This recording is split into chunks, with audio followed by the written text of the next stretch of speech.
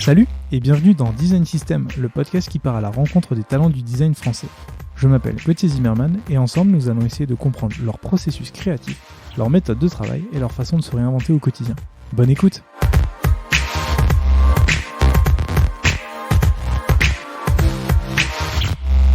Salut Noémie!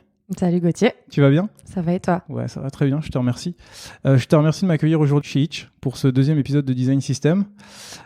Juste avant que tu te présentes, je vais juste un peu rappeler le principe du podcast. On va parler de tout ce que tu as fait avant d'arriver chez Itch et d'être product designer. Et ensuite, on va parler de ton quotidien chez Itch et de ce que tu fais. Est-ce que c'est bon pour toi? Ouais, parfait. Ouais, ok. Je te laisse te présenter? Oui, il n'y a pas de souci. Eh bien, du coup, je m'appelle Noémie. J'ai 26 ans aux dernières nouvelles et je suis product designer chez Itch depuis bientôt 2 ans maintenant. Du coup, tu veux savoir un peu ce que j'ai fait avant? Écoute, j'ai bien fait mon travail normalement. Et j'ai fouillé. Tu as commencé par faire une licence d'art plastique. Yes. Et ensuite, tu as fait un master en marketing et communication. Exactement. En fouillant, pendant 4 ans, tu as fait du freelance et tu as été en agence où tu as fait du design, UI, UX, du développement web, du community management, du branding, du print, des supports de com comme le packaging, les PLV et du web marketing. Eh bien, t'es très bien renseigné. Et du coup, je me suis demandé, est-ce que tu peux m'expliquer ton parcours et ce qui t'a amené in fine à faire du product design? Ok. Alors du coup, mon parcours, il est un peu atypique avec une bonne paire de guillemets, mais j'en suis quand même assez fière. Moi, j'ai toujours voulu être designer, enfin graphiste du coup à l'époque. Depuis mon plus jeune âge, 12-13 ans, je bidouillais un peu sur l'ordi. Voilà, je faisais des créas pour des forums, ce genre de choses. Tu faisais ça sur Photoshop? Alors, il y avait Paint Shop à l'époque. Photoshop aussi, ouais. Enfin, voilà, j'ai été un peu autodidacte quand j'étais très, très jeune. Donc, il y a toujours eu cette volonté d'être graphiste / designer. À la base, je me suis dirigée plutôt vers les arts plastiques, du coup, comme tu l'as noté, parce que j'étais persuadée de vouloir faire principalement du print, donc en fait de l'affiche, de la publicité. Je rêvais un peu de bosser voilà, dans les agences de com, etc. Du coup, j'ai effectivement un parcours en art plastique. J'ai fait un bac spécialisé en art plastique et une licence. Et puis, durant cette licence, j'ai vraiment commencé à me spécialiser sur une option qui s'appelait design graphique et qui était très large puisqu'elle ne se limitait plus seulement au print, à l'étude de la typographie, etc. Mais elle allait justement toucher au web. Donc, du coup, en fait, par la force des choses, je me suis un petit peu mis à m'intéresser, enfin à me réintéresser en l'occurrence au design plutôt appliqué au web par exemple le fait de refaire mon portfolio pour mes propres besoins, de dépanner des potes sur certains projets divers et variés. Et puis est venue la fin de ma licence en art plastique avec du coup cette spécialisation en design graphique qui veut en fait un petit peu tout et rien dire. Et la fac, c'est très bien si t'es curieux. La fac d'art plastique, c'est très très bien. Ça te permet de faire de tout, de la photo, de la sculpture, du design, ce que tu veux. Par contre, clairement, si tu cherches un taf derrière, eh bien, bon courage. Donc, ce qui s'est passé, c'est que je me suis dit que j'allais pas m'en sortir avec cette licence qui voulait un peu rien dire. J'ai commencé à faire un petit peu de freelance pour essayer de me professionnaliser toute seule. Et puis bon, j'ai vite compris que ça allait être compliqué. Du coup, j'ai cherché à faire un master. À l'origine, je voulais faire un master en design également. J'ai commencé à chercher vers Lille. Et puis, au moment de chercher le master et de chercher des alternances, la personne qui gérait mon dossier m'a dit qu'en fait j'avais un profil qui était assez compliqué parce que j'avais déjà de très bonnes bases en design et ils avaient peur qu'en fait en m'envoyant dans un master design, sachant que j'ai vraiment pas fait une grande école incroyable, hein, c'est t'as fait quoi comme école? C'est une école qui s'appelle EFICOM, qui est une bonne école professionnalisante, mais voilà, c'est vraiment pas une école de ouf, elle est pas extrêmement connue. Elle se trouve où cette école? Elle se trouve à Lille, rue Nationale. Ok, donc c'est pour ça que tu as cherché ensuite un master là-bas. Exactement. D'accord. Et donc est venu ouais, voilà, le moment de chercher ça, et la personne qui s'occupait de mon dossier m'a dit que mon parcours était un peu compliqué. Il avait peur que je m'ennuie un peu en allant en master design parce que j'avais déjà une part de base et que ça m'apporte pas grand-chose et qu'en fait je perde un peu mon temps. Il m'a proposé une place dans un master qui s'appelle donc communication et marketing. Alors là, on part vraiment loin des arts plastiques et En fait, je l'ai pris. Ouais, un peu pas par dépit, mais par curiosité, en mode de toute façon, vu qu'en fait là, j'ai pas trop d'options et que je sais pas trop quoi bien faire, faisons-le. Et en fait, je pense que ça a clairement été une des meilleures choses qui m'est arrivée dans mes études, puisque ce master, il touche vraiment à tous les métiers du numérique avec une grosse paire de guillemets, c'est-à-dire qu'il sert autant à sortir des responsables de communication que des chargés de projet, que des designers qui voudraient être pluridisciplinaires en agence, enfin voilà, tous ces genres de profils-là. C'est un diplôme, mine de rien, qui est très très complet, tu fais beaucoup de choses. Et peut-être qu'en fait c'est un peu ce qui m'a aussi donné envie de faire du produit, puisque ça reste quand même très marketing. Ouais. Donc on va te demander de faire de la research sur un type de population, d'inventer des produits un peu technologiques, etc. Et puis en fait quand on a réfléchi bien, c'est du product quelque part. Donc voilà. On va en parler après. Et du coup, t'as tout ce qui est développement web, community management, c'était quelque chose que tu faisais beaucoup aussi, et tu t'es posé pas mal de questions pour savoir ce que tu voulais faire, ou le choix en fait s'est fait par... T'as écrémé au fur et à mesure ce qui te plaisait le plus, et t'as fini par faire du design? Alors, pour le développement web, moi je suis quasiment rentrée par là dans le graphisme en fait, puisque comme je te disais, quand j'étais môme, je faisais des petites créas, des petits trucs, et c'est à ce moment-là où j'ai découvert HTML, CSS pour faire mes propres petits sites, etc. C'est un truc qui m'a toujours fait kiffer, et on en reparlera plus tard, mais même aujourd'hui, enfin moi le code et bosser avec des devs, c'est un truc qui me fascine. J'avais un peu donc laissé tomber, et puis je m'y suis remis un peu par la force des choses, notamment pour ce master et puis après pour la freelance, parce qu'en fait t'as toujours des besoins, quoi. Clairement, à partir du moment où tu veux publier des choses sur le web, à moins de passer par des plateformes, tu vas quand même avoir besoin, même pour un bête WordPress ou quoi que ce soit, de venir custom un peu, de venir coder un petit peu. Donc c'est toujours quelque chose qui m'a extrêmement intéressée, mais j'ai pas souhaité en faire mon métier. Franchement, je saurais pas trop te dire pourquoi. Enfin, il y avait toujours ce truc du design, du côté très graphique, très dessin, etc., qui reprenait toujours le dessus. Et le community management, du coup, j'en ai fait. Donc, en fait, je pense qu'en me posant cette question, tu faisais peut-être référence à mon alternance, du coup. Exactement. Parce que j'ai un peu oublié de préciser, effectivement, mais j'ai fait mon master en alternance. En fait, si tu veux, j'en ai fait par la force des choses, parce qu'on va pas se mentir, ce poste qui était donc responsable, lead, communication, marketing, enfin voilà, t'es toute seule, t'as 21 ans, ça ne veut rien dire. En fait, tu fais clairement tout, parce que j'étais dans une SS2I, on devait être, une trentaine d'employés peut-être. Donc en fait, c'est pas tellement par passion que j'ai fait du community management, mais plus parce qu'il fallait bien quelqu'un qui s'y colle. Ça, par contre, ça m'a jamais trop attiré, non. Et t'as fait aussi pas mal de print. Ouais. Dans ce que j'ai vu. T'as décidé d'abandonner aussi à ce niveau-là, juste pour faire du produit? Alors le print, j'ai arrêté il y a pas si longtemps en fait, puisque j'en ai quand même fait quand j'étais en agence. C'est juste que je sais pas trop, c'est pareil, le print, j'ai un peu lâché par la force des choses, en me concentrant vraiment sur tout ce qui était web et tout ce qui était app, etc. Et puis je sais pas, je pense qu'il y a des choix qui se font un peu naturellement, et puis tu laisses tomber certains côtés de ta pratique. Et de toute façon, moi la légende du designer full stack qui sait tout faire correctement, moi j'y crois pas. Le fameux mouton à 5 pattes. Voilà. Donc je pense qu'à un moment tu fais des choix en fait qui sont naturels, mais j'ai un peu laissé tomber ça. Et aujourd'hui, ça m'arrive des fois pour dépanner ou quoi, ou vers la fin quand j'étais en agence, qu'on me demande de faire du print, et c'était vraiment le truc. Je vais le faire vraiment pour vous dépanner, mais ça me plaît pas tellement. Ça, c'est parce que tu sais utiliser les outils. Ouais, c'est ça. Le fameux. Pour toi, c'est quoi un product designer?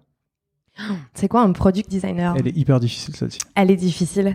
Pour moi, un product designer, c'est une personne qui est capable de faire du design qui a du sens. C'est-à-dire, c'est une personne qui est capable de répondre à une problématique utilisateur par le design, donc par ces hard skills que peuvent être du coup designer une interface, créer un flow, etc.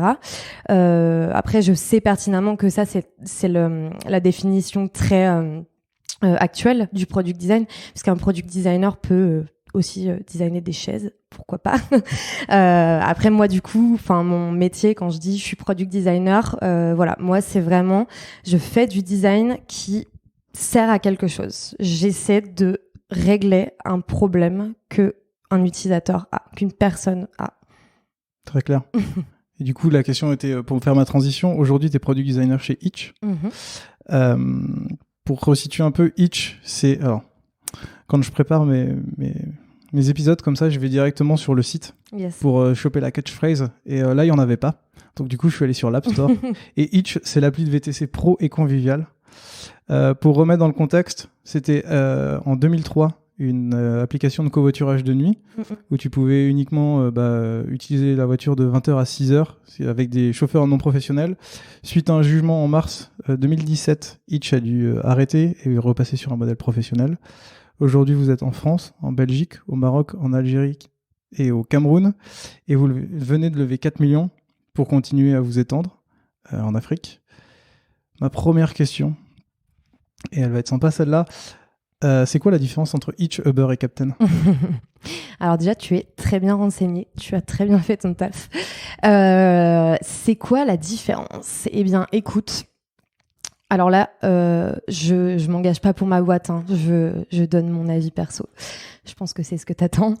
Pour moi, la différence en termes de service, il y en a pas. C'est-à-dire que notre but à tous et à tous les acteurs VTC sur le marché, alors là je vais surtout parler en France du coup, voilà, et tu peux même rajouter Marcel, Bolt et qui tu veux, c'est de proposer de la mise en relation entre des chauffeurs et des passagers de manière à amener ces derniers d'un point A à un point B. Donc dans les faits, en soi on propose la même chose, on propose le même service. Maintenant, sur le terrain, c'est quoi la différence ? Moi, je suis intimement convaincue et c'est aussi ce qui a fait que j'ai rejoint la boîte. Je considère vraiment Itch comme un acteur qui prend ses responsabilités, on va dire, sociales et qui va tendre plus vers de l'humain. Alors, je dis pas que les autres le sont pas, hein, attention. Moi, si tu veux, un truc c'est un marché que je connaissais très peu hein, avant d'arriver dans la boîte. Enfin, bien sûr, comme tout le monde, j'utilisais Uber ou Itch, peu importe, mais c'était un marché que je connaissais très peu de l'intérieur. Et moi, un truc, pour avoir été auto-entrepreneur, etc., qui m'embêtait un peu, c'était ce côté, ok, mais ces mecs, du coup, ils ont un statut qui est un peu bâtard, faut qu'ils se débrouillent avec leur paperasse, voilà. C'est des gens qui viennent de milieux divers et variés, certains qui savent mieux se débrouiller que d'autres, etc. Et puis, je me disais, j'espère que derrière tout ça, il n'y a pas un peu un côté exploitation en ce moment, c'est la mode, on incite des gens à créer des statuts, puis ça se trouve derrière, ils vont se mettre dans la merde et voilà. Et du coup, pour revenir à la question, moi, je pense que la différence de Itch, c'est vraiment ça et tu le ressens. Tu le ressens par le biais de notre support, tu le ressens quand tu reçois des chauffeurs notamment, c'est qu'on considère les chauffeurs vraiment comme des partenaires et pas juste des noms ou des numéros dans une base de données. Et que, je sais pas si c'est des exemples que je suis autorisée à donner, mais moi j'ai déjà vu des gens chez Itch, notamment sur les shifts de nuit, donc c'est quand on fait du support en fait, tous à tour de rôle, faire preuve d'une compréhension et d'une humanité incroyable. Et avec les chauffeurs. Entre autres, après on est sympa aussi avec les passagers, hein, vous inquiétez pas, mais avec les chauffeurs entre autres. Et moi, je pense que c'est ce qui fait la différence de cette boîte, c'est que les chauffeurs, ils ont confiance en nous, ils savent qu'on est là pour eux et qu'on est là pour bosser avec eux, pas juste pour leur filer des missions. Et puis après, quand il y a un problème, par contre, tout le monde se dédouane et puis c'est fini, quoi. Ok. Je pense qu'on y reviendra tout à l'heure sur toute la partie recherche utilisateur. En préparant ce podcast, j'ai réécouté l'épisode de Julien Pelletier, qui est ton chef, son épisode de la French Touch, qui date d'il y a bientôt 1 an et demi. Et en réécoutant cet épisode, il parle d'une junior qu'il allait recruter. Tiens. Et cette junior, en fait, je l'ai en face de moi aujourd'hui. C'est toi? C'est moi. À l'époque, il parlait de est-ce que il va te recruter ou pas parce que tu t'as justement pas fait du product design avant et que tu as plutôt des soft skills où tu sais bien te mettre en avant et aider les gens. Raconte-moi comment s'est passé ton arrivée chez Hitch, du coup, après ça. Yes. Bah alors déjà, l'arrivée chez Hitch, c'était... je vais pas dire inespéré, mais aujourd'hui encore, je considère que j'ai une chance incroyable d'être là. Alors chance, je sais pas, parce que j'aime pas non plus être dans un faux syndrome de l'imposteur, tu vois. Genre, je pense qu'en vrai, j'ai bossé et puis c'est cool d'avoir été prise. Mais déjà, quand j'ai appris que j'étais prise, c'était vraiment wow, trop bien. Enfin, vraiment trop bien. Je suis trop refaite et je suis toujours dans cet état d'esprit 2 ans après. Donc, tu vois, c'est cool. Et donc, l'arrivée, en fait, elle a été très smooth. Déjà, à l'époque, on était que 3 dans la team Product Design. Ouais. Donc, ça, c'est quand même un élément important. Je pense que c'est beaucoup plus facile de s'onboarder dans une petite équipe que, tu vois, aujourd'hui, on est 8. Ouais. Et vous étiez combien chez Hitch à l'époque? Je te le donne à la louche, hein, parce que j'ai plus les chiffres, mais quelque chose comme 90. Et aujourd'hui, vous êtes 180, c'est ça? On est plus que ça, je crois qu'on est 240. Ah ouais? Ouais, désolée Okay. si j'écorche les chiffres à la vingtaine près, c'est un peu la police et les manifestants, mais ouais, enfin à la louche, on est sur ce ratio-là, quoi. Ok. Et écoute, enfin ça s'est passé, ça s'est très bien passé. Donc il y avait donc mon troisième collègue qui était déjà là avant, qui lui était pas junior mais mid, on va dire. Et puis il y avait Julien du coup qui était déjà lead, déjà head of de la team. Écoute, je sais pas tellement quoi te dire, tellement ça s'est assez bien passé. Enfin. C'était quoi tes missions du coup en arrivant? Ouais. Alors, ma première mission, en fait, l'onboarding chez Hitch, ça, je pense qu'il faut le préciser quand même. L'onboarding global, là, hein, je parle pas seulement dans ta propre team. Il est costaud. Il est très costaud. C'est-à-dire, on va pas épiloguer là-dessus pendant 3 heures, mais t'as quand même beaucoup de vocabulaire, d'anglicismes qui sont propres et au marché et au métier, des termes très techniques dès lors que tu commences à parler de back-end, etc. Et alors, je peux te dire que quand t'arrives en tant que junior là-dedans, t'es un peu waouh, de quoi on parle là? Des fois, c'est pas évident. Donc pour moi, il y a quand même au début, il y a eu des petites missions. Tu vois, des petits cas, genre on a pensé à bosser sur il faudrait que les passagers puissent ajouter des adresses favorites. Commence à réfléchir là-dessus, vois comment tu le ferais, comment tu t'organiserais, etc. Ça a été bien parce que je pense que ça m'a vraiment permis de m'adapter, de me mettre dans le produit, de commencer à aller chercher de l'info à droite à gauche, etc. T'as été lâché dans le grand bain comme ça d'un coup avec une feature à faire ou t'as été accompagné pour t'aider à développer tout ça? Après, moi, je suis quelqu'un de très autonome et je pense que ça a joué dans le fait qu'ils me prennent, même si je suis très junior. Donc, j'ai été un peu lâchée dans le grand bain, oui, mais après, tu vois, Julien, il a toujours été à côté de moi. Voilà, une tape sur l'épaule et puis c'est réglé. Tu vois, bien évidemment qu'au début, il y a eu des questions, il y a des moments où j'étais perdue, je comprenais pas. Enfin, c'est normal, tu vois. Mais non, c'était un peu les deux. C'est ça qui est bien, en fait. C'est ça que j'ai aimé dans mon onboarding, c'est qu'on m'a fait confiance. On m'a laissé faire ce que je voulais faire, comme je voulais le faire. Et par contre, on a toujours été là. Je dis Julien d'ailleurs, mais que ce soit mon autre collègue ou les PM, enfin voilà, toute la team product. Tout le monde a toujours été là pour m'épauler quand j'avais des questions, etc. Donc voilà, donc du coup, il y a vraiment eu cette période de petits projets, un petit peu pour se faire la main. Qui est hyper cool, hein, parce que t'en as vraiment besoin quand t'arrives dans cette boîte. Et puis après, il y a eu mon premier gros projet et là, je pense que on va un peu poser les bases du sujet que tu attends, du design system et de la refonte. On m'a demandé de nettoyer la librairie de composants, enfin l'ex UI Kit. Donc, pour te faire un petit tableau, à l'époque, déjà, on avait une énorme dette technique sur iOS, c'est-à-dire qu'on n'avait pas exactement les mêmes features, on avait des trucs en retard, on avait des éléments de design qui n'étaient pas les mêmes, etc. À quoi c'était dû? Alors là, franchement, je ne préfère pas dire que de dire de bêtises. Okay. Enfin, en fait, si, je peux quand même en parler parce que j'ai ma petite idée, parce que je m'étais renseignée quand même. Il me semble qu'en fait, c'est une question de comment on scalait les équipes. D'accord. C'est-à-dire que pendant un moment, il y avait trop d'iOS, ils étaient plus nombreux que les Android, donc les Android se sont staffés pour rattraper le retard. Puis en fait, ils étaient beaucoup plus nombreux. Enfin, tu vois, c'est un peu deux équipes que tu essaies de staffer en même temps, puis ça finit jamais par se rattraper. Donc après voilà, hein, c'était pas une dette technique qui était monstrueuse non plus. Enfin, ça n'handicapait pas les utilisateurs, tu vois, c'est le principal.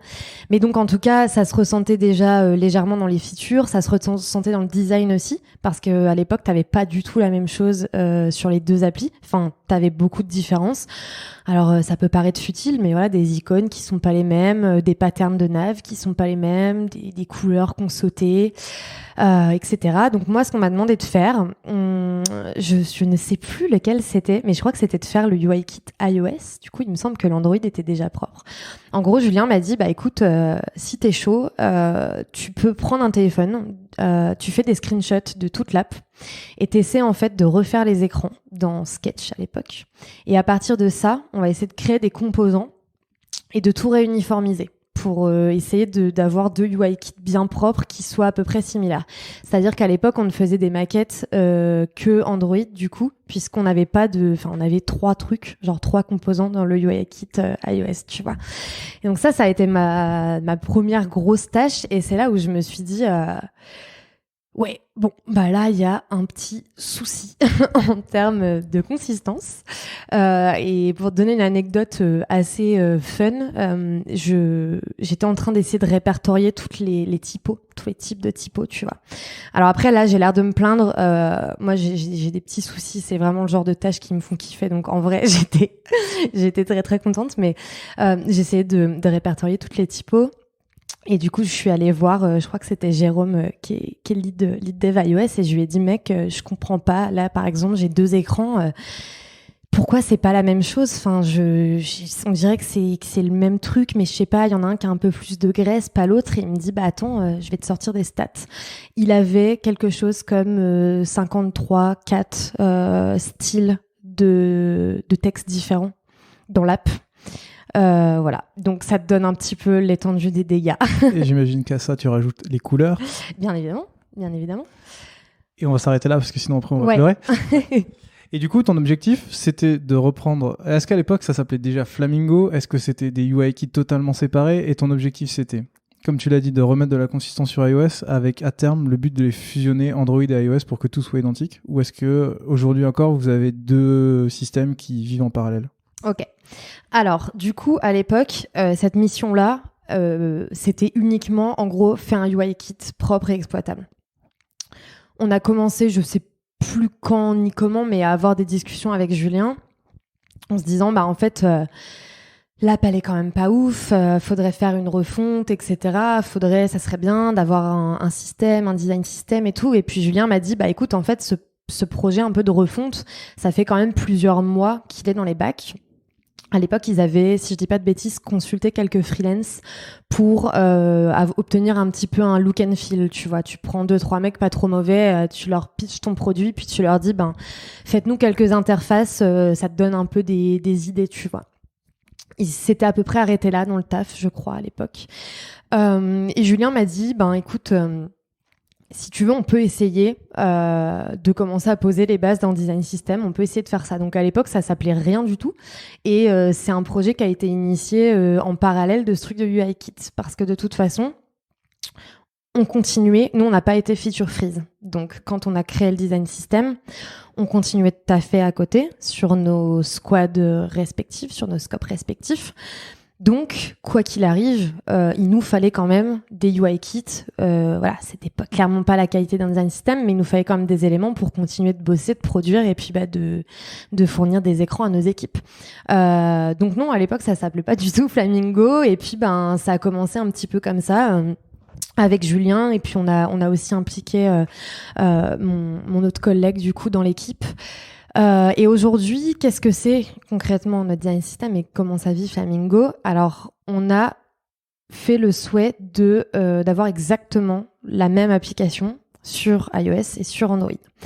Par contre, on a bien 2 systèmes. On a un système web et on a un système app. On pourra revenir dessus après si tu veux.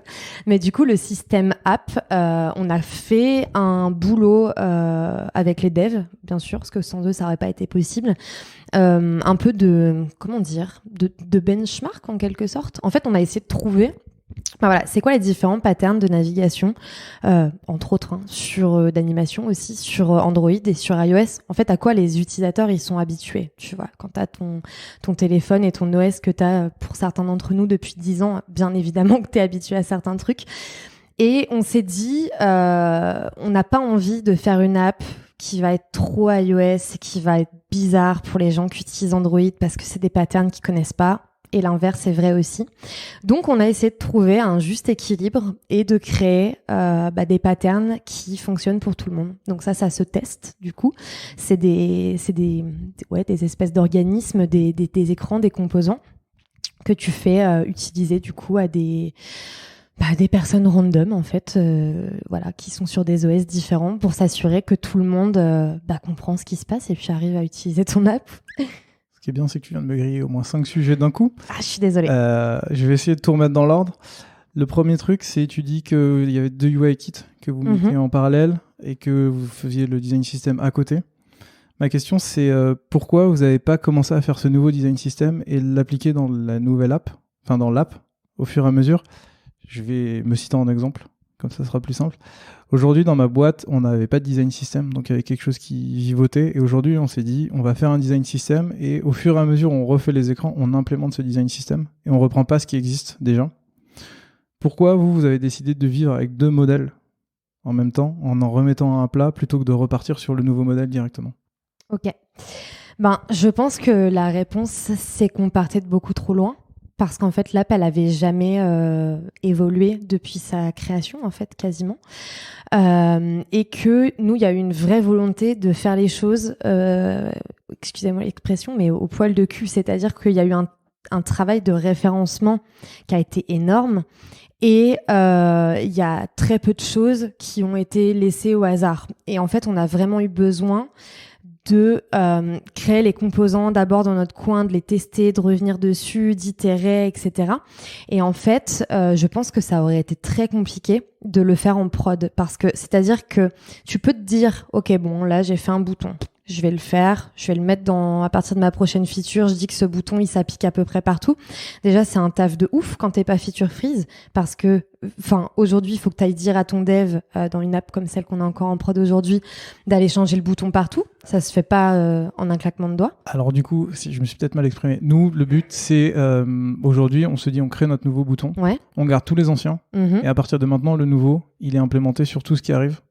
Et du coup, uniquement ça veut dire sur tout ce qui arrive. Exactement. Ouais. Après, le fait est que, du coup, là, je parlais juste en mode, de toute façon, ça, on peut pas le faire, de le changer d'un claquement de doigts. Ouais.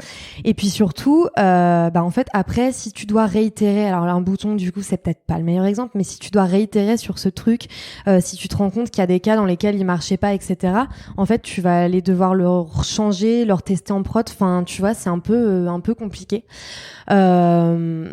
Après, je pense que, je sais pas, en fait, ça s'est fait naturellement. En vrai, pour ça, faudrait poser la question à Julien, mais ça s'est fait assez naturellement et, tu sais, l'app, elle était dans un tel état et tout ce qu'on avait à dispo, c'était dans un tel état que ça nous semblait, fallait vraiment partir sur une base saine et une base saine, c'était un artboard blanc et c'était from scratch, quoi. Voilà. On en reparlera après. On en reparlera, ouais. Du coup, tu as créé ce design system. Aujourd'hui, vous l'avez implémenté dans l'app. Ouais. Comment vous faites aujourd'hui pour le mettre à jour ? Est-ce que tu es toujours, on va dire, la garante du design system ? Est-ce que tout le monde peut le mettre à jour ? Comment ça se passe pour toi ? Alors, on a des process. Parce que moi, j'aime bien les process. Donc déjà...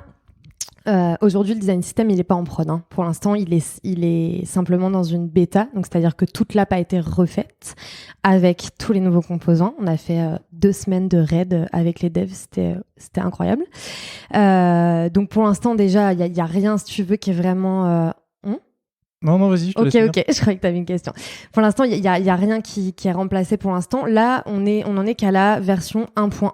Et du coup, pour te donner plus d'infos là-dessus, nous, on a choisi sur la partie app de versionner le design system. Donc en fait, le process, comment ça fonctionne? Là, on va release une première version qui est la 1.1. C'est-à-dire qu'à un moment, avec Julien, on a fixé dans le temps, on a dit OK, il y a une version qui servira pour lancer le redesign, c'est celle-ci. Elle comporte tel composant avec tel spec. Et c'est tout. Ensuite, comment ça fonctionne? Dans Figma, on a un système qu'on appelle le playground, en fait. Donc, dans nos différentes librairies, ça peut être la librairie des couleurs, des foundations, des icônes, des organismes et des composants. On a des artboards qui s'appellent les playgrounds. En fait, quand quelqu'un, donc un de mes collègues ou même moi-même, veut créer un nouveau composant, il laisse ses composants en temporary dans ce truc, ok? À partir de là, nous, quand on voit que ça commence à monter, qu'il y a pas mal de composants et potentiellement pas mal de trucs qu'on va avoir besoin d'implémenter rapidement pour être capable de shipper les projets avec ces composants-là, on va dire au gars, ok, là, enfin au gars et aux filles du coup, on va dire au gars, d'accord, là, on va sortir une version 1.2 ou 1.3 de Flamingo. Vous nous faites du nettoyage, vous virez tout ce qui en fait ne servira pas et tout ce qui reste, on le renvoie dans la vraie librairie, si tu veux. On en fait des vrais composants, on les spec et à partir de là, il y a une règle. Alors pour l'instant, j'ai pas assez de recul pour qu'on l'ait vraiment utilisé, donc on verra dans quelques semaines, quelques mois comment ça va se passer. Théoriquement, la règle pour les devs, c'est si tu as besoin d'un composant qui n'existe pas, tu le codes. Voilà. Théoriquement, ça marche comme ça. Donc en fait, une fois qu'on va faire des public release, par exemple, on va dire aux devs, OK, à partir de maintenant, on passe sur Flamingo 1.2. Il y a certains devs, on va leur dire, bon, il y a eu tel modif sur des composants préexistants, il faudrait mettre à jour des couleurs, ce que tu veux, des patterns, etc. Et puis, pour les nouveaux composants que vous pouvez voir dans la liste, si vous avez un projet, voilà, de chez Passenger, de chez je ne sais qui tombe et que vous vous dites, tiens, ce truc n'est pas dans le design system, vous le codez. Est-ce que ça répond à ta question ou pas? Ça répond très bien à ma question. Comment vous documentez tout ça? Alors, est-ce que la doc, elle est liée justement à cette release, cette nouvelle version où tu vas documenter, tu spec et tu documentes en même temps l'utilisation, ou pas du tout et ça se passe totalement différent? Alors pour la doc, c'est une question très contemporaine puisqu'on est en plein dedans. Pour tout avouer, on est un peu à la bourre. C'est-à-dire que on a tardé, un peu trop tardé, même si c'est pas dramatique, à écrire des guidelines.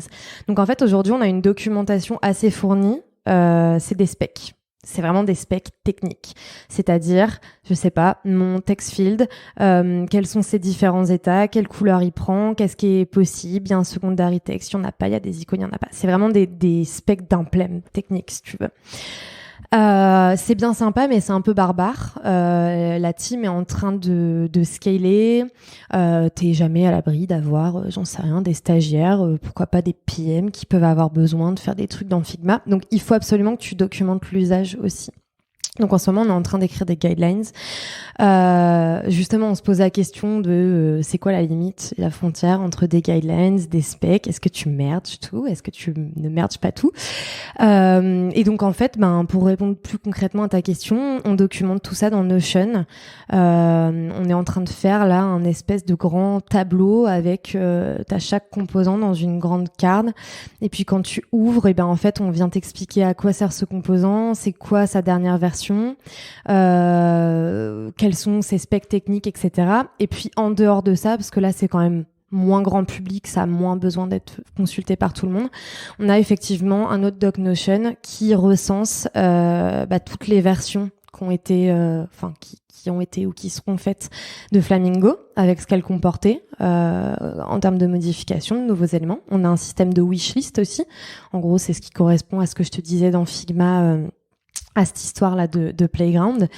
Et puis, on archive dans Figma aussi les librairies passées. C'est-à-dire que quand tu dis, OK, là, je sors ma 1.2, la 1.1, on la garde quand même en guise de trace. Est-ce qu'on continuera à le faire ou pas? Je sais pas. Ça dépendra de combien de versions on a par an. Pour l'instant, on est sur la 2e, donc clairement, il n'y a pas d'urgence. Donc voilà. Après, Là, je te donne vraiment les réponses d'une équipe qui est en plein dedans et qui vient de faire son truc, tu vois. Est-ce que c'est la meilleure manière de faire? Est-ce que ça scalera dans le temps? Ça, je sais pas te dire. Je reviendrai dans un an te poser la question. Ouais, c'est ça. Flamingo sert surtout pour la refonte de l'app. Mm-hmm. Comment vous en êtes venu à vous dire qu'il fallait refondre cette app? Est-ce que c'était purement design? Est-ce que c'est parce qu'il y a des raisons techniques qui sont derrière? Est-ce que c'est des raisons business? Alors, c'est un peu les trois. Alors, pour commencer par les raisons techniques, disons que, selon moi, le redesign, ça a été l'occasion de faire aussi du refacto et de la refonte technique. Mais en soi, si les techs avaient voulu le faire avant, et d'ailleurs c'est ce qui s'est passé, hein. Enfin, j'en parle pas nécessairement, mais iOS, ils ont eu un gros moment où ils ont fait du refacto après cette histoire de dette, etc. Tu vois. Donc ça, à la rigueur, ils auraient pu le faire sans nous, j'ai envie de te dire.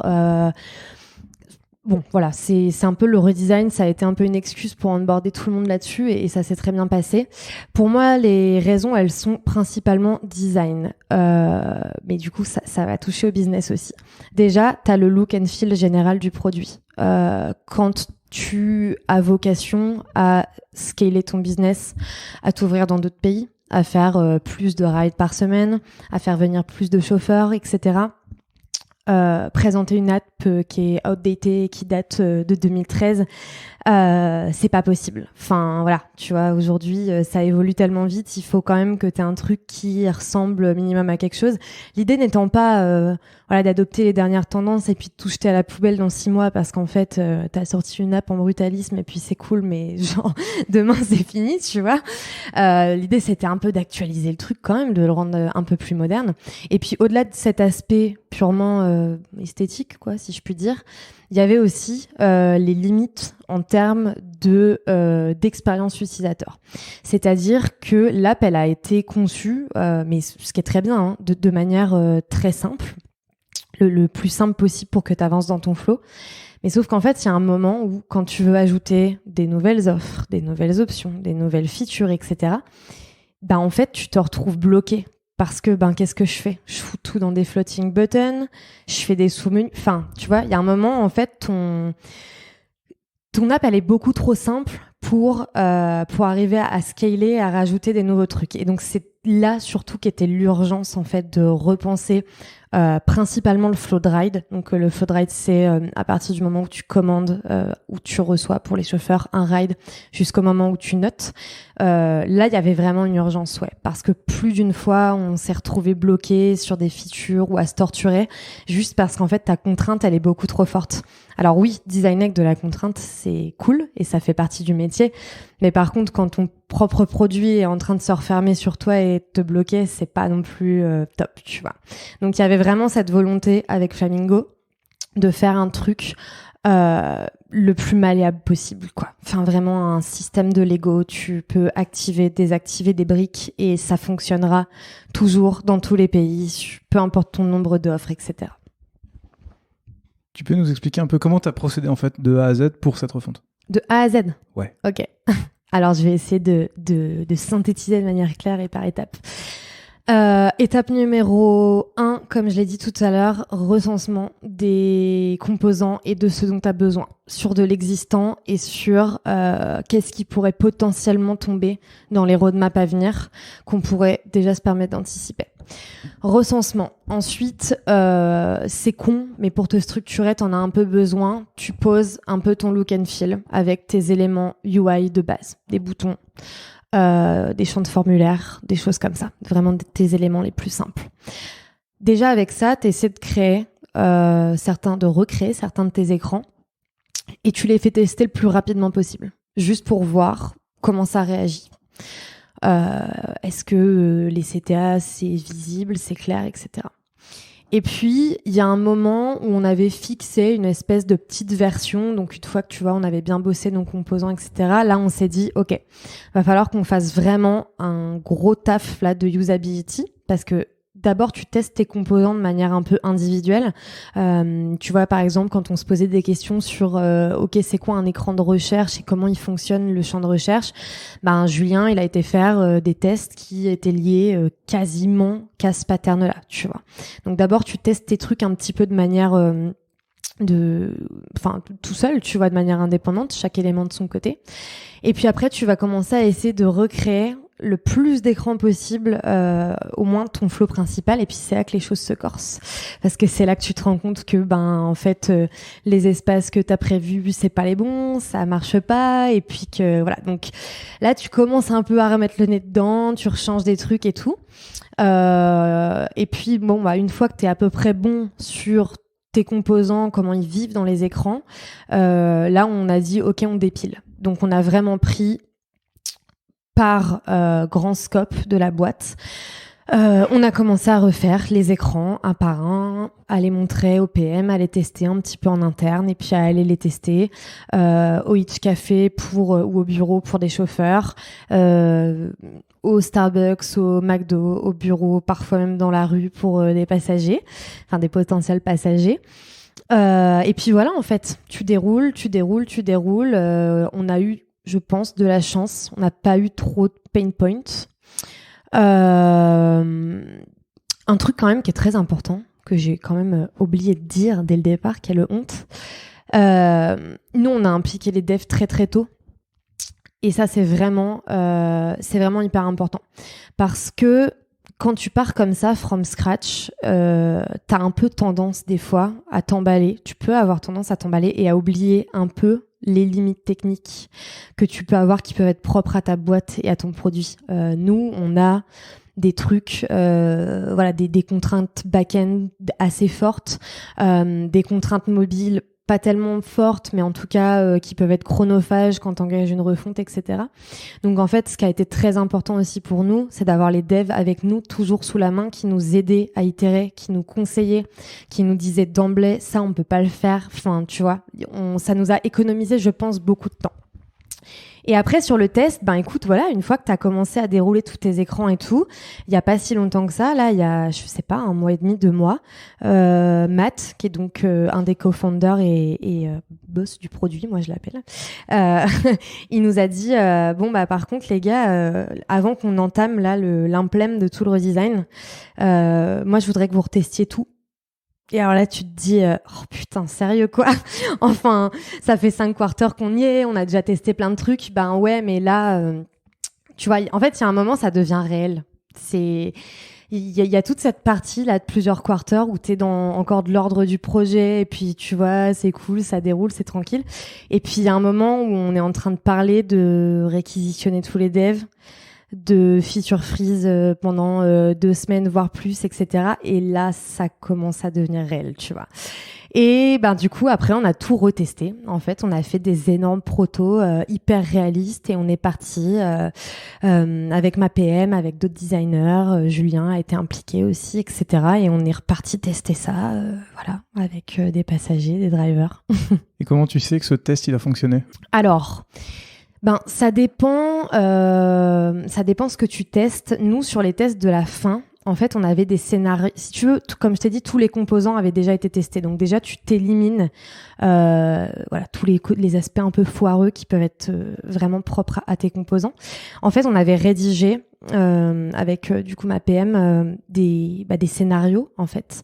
Donc il y avait plusieurs cas possibles. Exemple pour les passagers, t'es à tel endroit et tu veux aller à un autre endroit. Deuxième cas, t'es à un endroit mais tu veux pas commander de là. Tu veux commander d'ailleurs, enfin, tu vois, genre t'essaies de définir comme ça plusieurs scénarios qui sont possibles. Et puis en fait, après c'est relativement binaire. Hein. C'est la personne, elle success ou fail dans les tâches que t'as demandées. Si ça fail, t'essaies de comprendre pourquoi. Et tu vois, on a eu quelques mauvaises surprises, hein, de trucs qu'on pensait qui performaient hyper bien et qui en fait, là sur les derniers tests, on s'est un peu vautré. Je te donne un exemple très con. On a des cartes qui sont que tu peux expandre en fait, tu vois, modèle un peu bottom sheet, Google Maps et compagnie.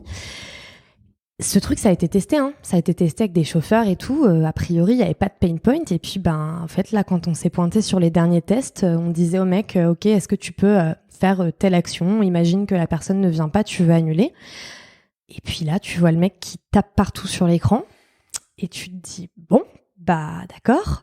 Et donc, tu essaies de comprendre. Et puis, en fait, là, tu comprends d'où ça vient. En l'occurrence, sur ce cas très particulier, c'était juste que il y avait une espèce de poignée là en haut, une affordance, une handle qui était trop peu visible. Les mecs la voyaient pas. Du coup, ça leur venait absolument pas à l'idée. C'est pas forcément des gens qui sont ultra axés sur la technologie. Donc, tu vois, s'ils ont pas le réflexe, t'es mort, quoi.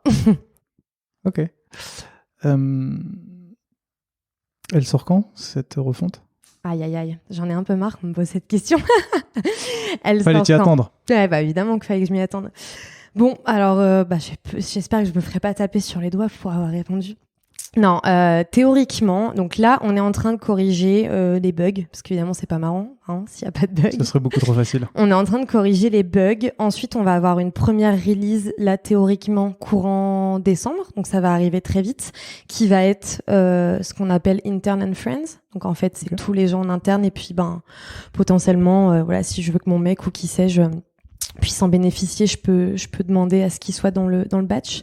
Et puis après, alors j'ai plus le plan exact en tête, mais à partir de fin décembre, on va commencer à roll out progressivement. Le test en interne, du coup, c'est uniquement sur la partie user. Comment vous allez tester la partie chauffeur? Très bonne question. Et justement, du coup, là, il y a ma PM qui est en train de faire un survey, un typeform.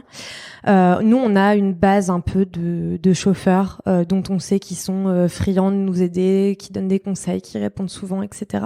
Et donc, en fait, on va demander à ces mecs-là s'ils sont prêts à tester, en fait, à être vraiment early tester de la nouvelle app. C'est très compliqué parce que, c'est très compliqué. Disons que c'est un peu risqué parce que nous, en tant que on prend des hitches pour rentrer de soirée. Bon, ton app elle crash, il y a un truc qui se passe pas bien, c'est pas très grave. Par contre, un chauffeur qui gagne sa vie, qui gagne son argent et qui nourrit ses gosses avec ton app.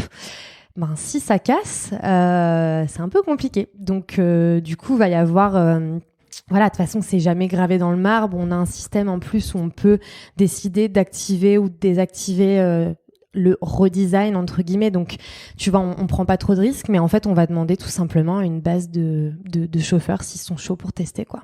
Cool. Du coup, j'en profite pour parler plus des tests utilisateurs. Yes. Avant ce podcast, on en avait déjà discuté ensemble. Tout à fait. Comment tu fais pour recruter tes utilisateurs pour faire ces tests? Ok. Tu veux que je te parle d'abord des passagers ou des drivers? Celui que tu préfères. Ok.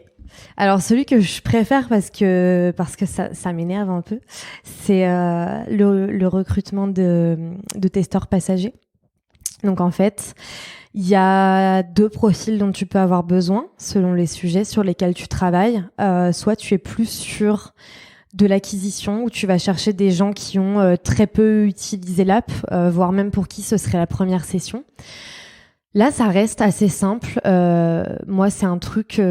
c'est Julien qui a toujours poussé pour qu'on fasse ça et franchement, c'est mortel. Mais tu pars avec ton proto dans ton téléphone. Tu vas... alors, faut évidemment tester un peu tous les types de population, mais tu te poses dans un Starbucks, dans un McDo. On a déjà été à Châtelet-Léal. J'ai été dans la rue à Montreuil. Et là, alors, t'essaies d'avoir bien sûr un scénario assez court parce que tu vas pas prendre de 1 heure aux gens dans la rue. Et puis là, tu recrutes comme ça à la volée et puis tu fais tester. Tu files des codes promo pour que les gens soient un peu plus enclins à te filer un coup de main. La partie qui est vraiment problématique, c'est le recrutement du coup pour le deuxième profil, que seraient les gens qui sont déjà nos utilisateurs. T'en as besoin parce que par exemple sur des questions de reward, de code promo, j'en sais rien, si demain on changeait notre offre, ou même là, tu vois, en fait, pour quand tu commences à toucher vraiment à ton flow de pré-order, tu sais que les gens sont habitués à ton produit, t'as pas intérêt de te planter non plus. Là, c'est plus compliqué. Alors, les derniers trucs qu'on avait fait en date, c'était de prendre, en fait, on a un outil pour la data qui s'appelle Looker, d'essayer de définir des critères. Donc on sort ces personnes-là, On les contacte, donc à ce moment-là, les données sont pas encore anonymisées. On les contacte. Alors ça peut être une campagne SMS, ça peut être du Typeform. Enfin voilà, il y a tout un tas de points de contact. Tu leur demandes en fait s'ils sont chauds pour venir au bureau, te filer un coup de main et puis tester l'application. Et puis ensuite, tu leur donnes un rendez-vous en priant très fort pour qu'ils viennent, etc. Et puis tu te prends des lapins. C'est hyper chronophage. La dernière fois que j'ai fait ça, c'était designer et PM qui s'occupaient de faire ça. J'ai passé des après-midi entières à appeler des gens pour être sûr qu'ils allaient venir, leur filer l'adresse, le rendez-vous, nanana. Et puis sur 300, 400 personnes qui ont reçu notre campagne SMS, j'en ai eu 6 qui sont venus.